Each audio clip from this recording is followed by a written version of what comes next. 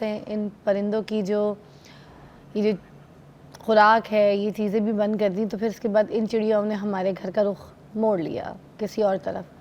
اب ہماری طرف نہیں آتے. اگر ہم باہر بھی گلیوں میں دیکھیں کہ جو باہر کتے ہیں آوارہ, یہ کسی کو کچھ کہتے نہیں ہیں بیچارے, ادھر ادھر بیٹھتے ہیں, اگر ہمیں دیکھتے ہیں تو خود وہ بیچارے بھاگ جاتے ہیں, کسی بائک کی آواز سنتے تو بھاگ جاتے ہیں. کیا ہم نے کبھی ان کے بارے میں سوچا ہے کہ ہم کبھی ان کو پانی دے دیں؟ گھر کے باہر ایک کتا ہے, اگر اس کے لیے کوئی پیالے میں پانی رکھ دیں, یا پھر گھر میں آپ کی کوئی بریڈ بچ جاتی ہے یا کوئی روٹی یا کوئی ایسی چیز آپ اس کو ڈال دیں, یا کوئی ہڈی, یا پھر چھتوں پہ ہم پرندوں کے لیے کوئی پانی رکھیں, کوئی دال رکھ دیں, کوئی اس طرح کی چیزیں رکھیں کہ وہ چگ لیں کھا لیں. ہم نہیں کرتے. اچھا, اس کے اوپر آج ہم بات تو کریں گے, مگر ہم ان کے جو مین مسائل ہیں, یہ تو میں نے وہ بات کی کہ انسانیت جو ہے وہ ختم ہو گئی, پہلے یہ ساری چیزیں جو تھیں ہمارے ساتھ جڑی ہوئی تھی, مگر اب نہیں. اب اس کے بعد ہم آج یہ بات کریں گے جو لوگ پالتے بھی ہیں جانور, اب ان کو کن مسئلوں کو فیس کرنا پڑتا ہے, اسپیشلی جنہوں نے جانور رکھے ہیں گھر میں. شوق سے جانور تو لے آئیں گے مگر یہ نہیں دیکھیں گے کہ جو ہیٹ اسٹروک ہمیں لگتی ہے وہ جانوروں کو بھی لگتی ہے. پانی کی کمی اگر ہمیں ہوتی ہے تو پانی کی کمی جانوروں کو بھی ہوتی ہے. پیٹ میں درد ہمیں ہوتا ہے تو پھر جانوروں کو بھی ہوتا ہے. ٹھیک ہے, اگر ہم صحیح غذا نہیں کھاتے ہمیں کوئی پرابلم ہوتی ہے ڈائجسٹو کی, اسی طرح ان کو بھی پرابلمز ایشوز ہوتے ہیں. ہم یہ ساری چیزوں کو نہیں دیکھتے. کیڑے اگر ہمیں کاٹ رہے ہیں, مچھر اگر ہمیں کاٹ رہے ہیں تو ان کو بھی کاٹتے ہیں, اور وہ بھی تو سانس لیتے ہیں, چلتے ہیں پھرتے ہیں, دیکھتے ہیں, سب کچھ تو ایسے بہت سارے مسائل ہیں جو کہ کتے, بکری, گائے, بھینس, اس طرح کے بہت سے جانوروں میں پائی جاتی ہیں, بلی میں. تو ہم آج اس پہ بات کریں گے. زبردست ہمارے پاس مہمان موجود ہیں. ہمارے پاس ہے پیر طارق شریف زادہ صاحب, کسی تعارف کے محتاج نہیں ہے, اور آج اس موضوع کو صحیح طریقے سے ایلیبریٹ کریں گے. السلام علیکم. وعلیکم السلام ورحمۃ اللہ. کیسی طبیعت؟ اللہ کا احسان, الحمدللہ. اچھا جی, یہ جو ہم جانوروں کی بات کر رہے ہیں, پہلے تو یہ وضاحت کر دیجئے کہ جو میں بات کر رہی تھی کہ پہلے ہم صحن رکھتے تھے, جانور رکھتے تھے, ٹھیک ہے, کوئی پرندے رکھتے تھے, وہاں پہ پرندے آتے تھے, بیٹھتے تھے, ہمارے ساتھ دوستی ہوتی تھی, ٹھیک ہے, ایک چھاؤں میں بیٹھنا, بیٹھا کونا, ان کے لیے کچھ ڈالنا, انہوں نے ہمارے ساتھ تھوڑا سا ایک قدرتی نظام خوبصورت ہوتا تھا. مگر اب یہ سب کچھ ختم ہو گیا. نہ گھروں میں کوئی ایسی چیزیں نہیں ہوتی ہیں, نہ چھاؤں والا درخت ہوتا ہے, نہ پرندے ہوتے ہیں, ہم نیچر سے دور ہو گئے. تو کیا کہیں گے؟ بسم اللہ محمد کریم علیہ الصلوۃ والتسلیم. سب سے پہلے تو یادآوری کا شکریہ, اور ہمیشہ کی طرح آج کا عنوان بھی بڑا زندگی کے قریب تر ہے, اور میں یہ سمجھتا ہوں کہ جس دین کے ساتھ میری اور آپ کی وابستگی ہے, جس پر ہم اپنا جان مان تن من دھن سب قربان کرنا چاہ رہے ہوتے ہیں اور اس کا اعلان بھی کرتے ہیں, آپ یہ دیکھیں کہ وہ ایسا فطری دین ہے کہ جہاں وہ ہمیں اپنے ساتھ جڑے ہوئے انسانی رشتوں کے خیال کی تلقین کرتا ہے, اور ان کی طرف ان کے حقوق اور فرائض کے حوالے سے ایک ہر لمحہ جو ہے وہ ہمیں ایک یادگاری عطا کرتا ہے. وہیں پر ہم یہ دیکھتے ہیں کہ کیا دلچسپ صورتحال ہے کہ وہ باقی جو جاندار ہیں ان کے حقوق کا بھی ایک پورا نظام ہمارے ساتھ جو ہے وہ اٹیچ کرتا ہوا نظر آتا ہے, اور ہمیں اس کی ذمہ داری جو ہے اس پر بھی آگاہ کرتا ہے اور مطلع کرتا ہے. اور یہ جس طرح جن چیزوں کی طرف آپ نے ابھی توجہ دلائی ہے, یہ جو ہمارے ارد گرد رہنے والی اللہ کی بے زبان مخلوق ہے, میں یہ سمجھتا ہوں کہ ان کا حق کئی گنا اور بڑھ جاتا ہے ان معنوں میں کہ انسان تو انسان کے ساتھ اپنی ضرورت کا اظہار کر سکتا ہے, اسے بتا سکتا ہے میں اس تکلیف میں ہوں, اس ضرورت اور مجبوری کے تحت تم تک پہنچا ہوں, لیکن ایک معصوم پرندہ جو ہے یا ایک ایسا جانور جو اپنی زبان سے اپنی کیفیت کا اظہار نہیں کر پاتا, آپ تصور کیجئے کہ اس کے ساتھ نیکی کرنا اور اس کے ساتھ خیر کا کوئی معاملہ کرنا وہ اللہ کے ہاں کتنا پسندیدہ ہو سکتا ہے. میرے کریم آقا صلی اللہ علیہ وسلم فرماتے ہیں کہ ایک شخص جو ہے وہ ایک گرمی کے ماحول میں گھر سے نکلتا ہے, صحرا میں سفر کرتا ہوا جاتا ہے, اسے ایک کنواں نظر آتا ہے, پانی کی طلب میں کنویں میں اترتا ہے, پانی پیتا ہے, باہر نکلتا ہے تو کیا دیکھتا ہے کہ پانی جو کنویں کے پاس پانی کی تراوٹ ہے نا, وہاں ایک کتا جو ہے وہ اپنی زبان سے اس تراوٹ سے گویا اپنی پیاس بجھا رہا ہے. اسے ترس آتا ہے اور وہ دوبارہ کنویں میں اترتا ہے, مشقت کرتا ہے اور اس کے لیے اپنے موزے میں پانی ڈال کے باہر لاتا ہے. سرکار فرماتے ہیں کہ یہ اتنا سا عمل ایک چند لمحوں کا جو ایک اضافی مشقت اپنے لیے تو وہ اترا ہی تھا, لیکن جب وہ اس اللہ کی مخلوق کے لیے رحم کے جذبے کے ساتھ, خیر کے جذبے کے ساتھ دوبارہ اترتا ہے اور صرف اس کی ضرورت پورا کرنے کے لیے پانی لے کر باہر آتا ہے, تو جتنی دیر میں وہ کنویں سے باہر آتا ہے اللہ اس کے لیے دائمی فرمان رحمت یعنی جنت کا فرمان جو ہے وہ جاری کر دیتا ہے. اس سے ہمیں اندازہ ہوتا ہے کہ ہمارا اپنا جو دین ہے وہ ہمیں کس طرح کی خوبصورتی اور کس طرح کی ذمہ داری کی طرف جو ہے وہ متوجہ کرتا ہوا نظر آتا ہے. میں نے ابھی ایک گھر لیا نا, تو میں شفٹ کر رہی تھی, تو جو پچھلا گھر ہے کیونکہ تو اس کو ہم نے رینٹ پہ دینا تھا, تو فیملی بہت اچھی تھی, ان کو ضرورت بھی تھی, چھوٹی فیملی تھی,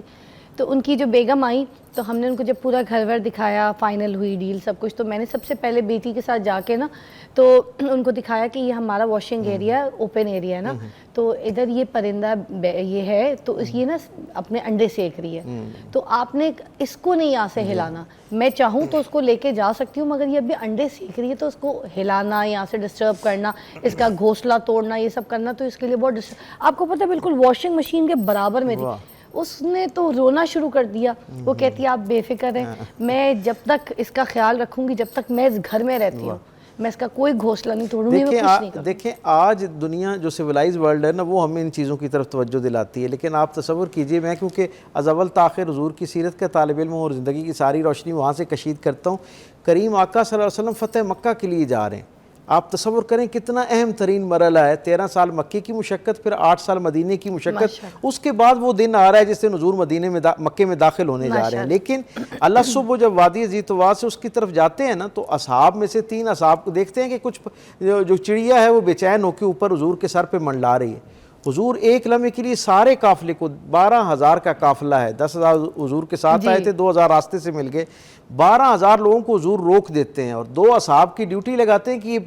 پرندہ جو ہے بے چین کیوں ہے. پتہ چلتا ہے کہ اس کے بچے جو ہیں وہ گھونسلے کے اندر موجود تھے اور کسی صحابی نے وہ معصوم بچے پیار سے اپنے ساتھ اٹھا لیے ہیں. تو اب وہ گھونسلے میں نہ پا کے اور اتنے زیادہ لوگوں کو اس ویرانے میں دیکھ کر پرندہ جو ہے وہ پریشان ہونا شروع ہو گئے. رسول اللہ صلی اللہ علیہ وسلم اپنا وہ سفر موقوف کر دیتے ہیں, وہاں 2 لوگوں کی ڈیوٹی لگاتے ہیں اور کہتے ہیں جب تک 12,000 لوگ سارے نہ گزر جائیں اس وقت تک آپ نے یہاں سے نہیں جانا, اور ایک دائرہ متعین فرماتے ہیں کہ اتنا دور سے گزرنا ہے کہ اس پرندے کو آپ لوگوں کے ادھر سے گزرنے کا خوف محسوس نہ ہو, اور حکماً یہ کہتے ہیں کہ اس کے بچے جو ہیں اس کے گھونسلے میں دوبارہ واپس چھوڑا جائے. تو یہ جو ایک خوبصورتی ہے, اللہ کی مخلوق کا خیال کرنا ہے, اس کا احساس اپنے دل میں پیدا کرنا ہے, یہ سرکار دو عالم صلی اللہ علیہ وسلم سے ہم تک پہنچتا ہے. اور میرا دل کر رہا ہے کہ میں یہ بات بھی آپ کے سامعین کے سپرد کروں کہ یہ جو پرندوں کے ساتھ پیار کرنا ہے اور اپنے بچوں کو اس کے ساتھ جوڑنا ہے اور ان کی حوصلہ افزائی کرنا ہے, یہ بھی رسول اللہ صلی اللہ علیہ وسلم کی سنت کا حصہ ہے. حضرت سر ہم اس پہ بات کریں گے, ایک چھوٹا سا وقفہ لے لیتے ہیں تاکہ ہمیں ڈیٹیل میں بات کرنے کا ٹائم مل جائے. بریک لیجیے گا.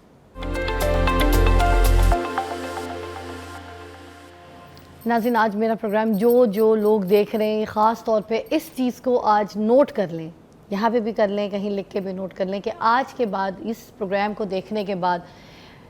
ہم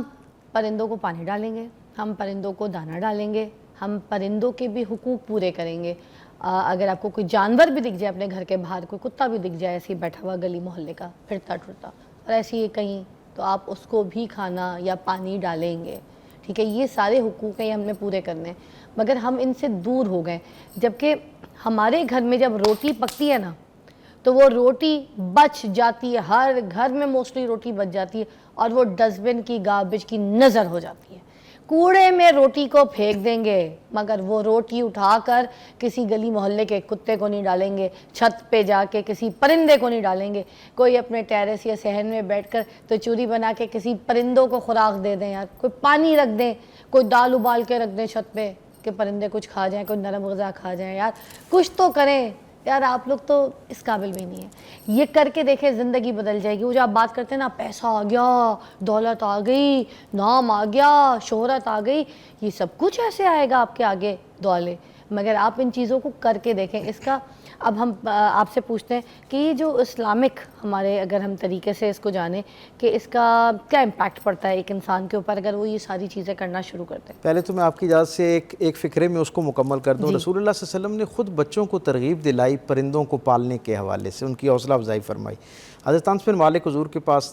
خدمتگار کے طور پر 10 برس رہے. ان کے ایک چھوٹے بھائی تھے ابو عمیر, انہوں نے ایک پرندہ پال رکھا تھا اور رسول اللہ صلی اللہ علیہ وسلم کا ان کے ساتھ معمول تھا کہ جب بھی ان سے آمنا سامنا ہوتا, وہ حضور کے پاس آتے یا کہیں حضور سے ملاقات ان کی ہوتی, تو حضور ان سے پہلی بات ہی ان کے پرندے کی خیر خیریت کے بارے میں پوچھتے. پھر سرکار کو ایک مرتبہ پتہ چلا کہ وہ پرندہ فوت ہو گیا, کسی وجہ سے بیماری کی نظر ہو کے فوت ہو گیا. اللہ کے رسول صلی اللہ علیہ وسلم اس بچے کی دلجوئی کے لیے اس کے گھر گئے, صرف اس حوصلہ افزائی کرنے کے لیے کہ اس نے ایک پرندے کو اتنے مہینے تک جو ہے وہ پالا ہے. حضور پاس گئے اور دیکھیں میرے کریم آقا کا کیا طریقہ ہے بچوں کی تربیت کا کہ حضور اس ابو عمیر جو معصوم بچہ ہے اس کے ساتھ زمین پر بیٹھ جاتے ہیں، اصحاب کھڑے ہیں اور دیکھ رہے ہیں کہ حضور زمین پر بیٹھ گئے اور حضور اس سے دیر تک بات کرتے رہے کہ یہ پرندہ تم تک آیا کیسے تھا، تم نے اس کو پالا کیسے، بیمار ہوا تم نے، گویا وہ پوری تفصیل اس سے اس طرح سن رہے ہیں جیسے پہلی دفعہ کوئی بات سنی جا رہی ہوتی ہے۔ تو اس سے اندازہ ہوتا ہے کہ اس کی کس درجے پہ حوصلہ افزائی جو ہے وہ پائی جاتی ہے۔ جہاں تک اس کا زندگی میں جو اثر ہے اس کے حوالے سے تو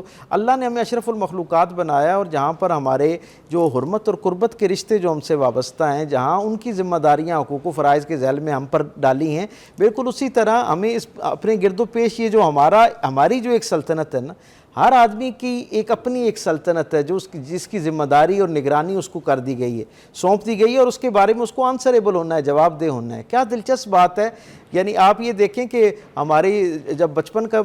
زمانہ تھا تو ہم یہ دیکھتے تھے کہ ہمارے بزرگ کہا کرتے تھی، بزرگ ہماری جو خواتین گھر کی ہوتی ہیں وہ کہا کرتی تھیں کہ یہ جو روٹی بچ گئی ہے نا جس کی طرف آپ نے توجہ دی، وہ کہتے تھے کہ جیسے آپ لوگوں کو کھلانا میری ذمہ داری ہے، بالکل اسی طرح یہ جو حشرات الارض ہیں، یہ جو یہاں آنے والے پرندے ہیں، یہاں بسیرا کرنے والے ہیں، ان کا بھی آپ کے رزق میں حصہ رکھا گیا اور آپ نے ان کو دینا ہے۔ جی بالکل، ایکسٹرا ان کے لیے آخری روٹی ان کے لیے پکائی جاتی تھی، اور اس کی برکت دیکھیں کیا ہے۔ میں یہ ذاتی تجربے کی بنیاد پر، مشاہدے کی بنیاد پر یہ بات بڑی ذمہ داری سے بتا سکتا ہوں کہ جو شخص بھی اپنی زندگی کے اندر نعمتوں کو دائم رکھنا چاہتا ہے، مستقل رکھنا چاہتا ہے، جسے یہ خوف ہے کہ اس کی نعمتیں اس سے چھن نہ جائیں، جو اللہ نے عزت دے رکھی ہے، شہرت دے رکھی ہے، مال دے رکھا ہے، ایون سکون دے رکھا ہے، اگر ان نعمتوں کی حفاظت کرنی ہے تو شکر کے ذریعے سے حفاظت ہونی ہے، جیسے جناب علی کرم اللہ وجہ الکریم فرماتے ہیں۔ اور شکر کا سب سے بہترین طریقہ یہ ہے کہ اللہ کی وہ مخلوق جو آپ سے طلب نہیں کر سکتی، جس کا حصہ آپ کے رزق میں رکھا گیا ہے،